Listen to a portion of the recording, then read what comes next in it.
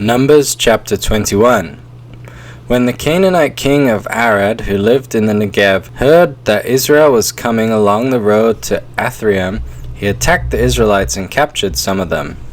Then Israel made this vow to the Lord: "If you will deliver these people into our hands, we will totally destroy their cities." The Lord listened to Israel's plea and gave the Canaanites over to them. They completely destroyed them and their towns, so the place was named Hormah. They traveled from Mount Hor along the route to the Red Sea, to go around Edom. But the people grew impatient on the way. They spoke against God and against Moses, and said, "Why have you brought us up out of Egypt to die in the wilderness? There is no bread, there is no water, and we detest this miserable food."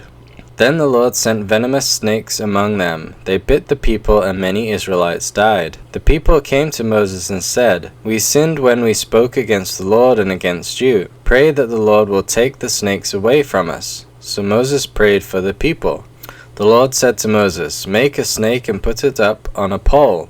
Anyone who is bitten can look at it and live." So Moses made a bronze snake and put it on a pole. Then when anyone was bitten by a snake and looked at the bronze snake, they lived.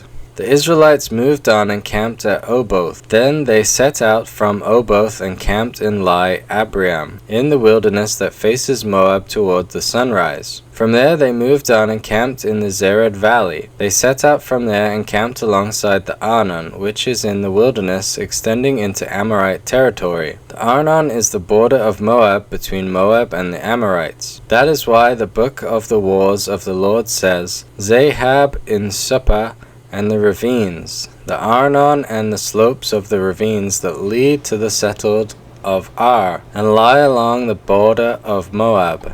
From there they continued on to Beer, the well where the Lord said to Moses, "Gather the people together and I will give them water." Then Israel sang this song: "Spring up, O well, sing about it, about the well that the princes dug, about the nobles of the people sank, the nobles with scepters and staves." Then they went from the wilderness to Mattanah, from Mattanah to Nahali, from Nahali to Bamoth, and from Bamoth to the valley of Moab, where the top of Pisgah overlooks the wasteland. Israel sent messengers to say to Sihon, king of the Amorites, "Let us pass through your country. We will not turn aside into any field or vineyard, or drink water from any well. We will travel along the king's highway until we have passed through your territory." But Sihon would not let Israel pass through his territory. He mustered his entire army and marched out into the wilderness against Israel. When he reached Jahaz, he fought with Israel. Israel, however, put him to the sword and took over his land from the Arnon to the Jabbok, but only as far as the Amorites, because their border was fortified. Israel captured all the cities of the Amorites and occupied them, including Heshbon and all its surrounding settlements. Heshbon was the city of Sihon, king of the Amorites, who had fought against the former king of Moab and had taken from him all his land as far as the Arnon. That is why the poet says, "Come to Heshbon and let it be rebuilt. Let Sihon's city be restored." Fire went out from Heshbon, a blaze from the city of Sihon. It consumed Ar of Moab, the citizens of Arnon's heights. Woe to you, Moab! You are destroyed, people of Chemosh. He has given up his sons as fugitives and his daughters as captives to Sihon, king of the Amorites.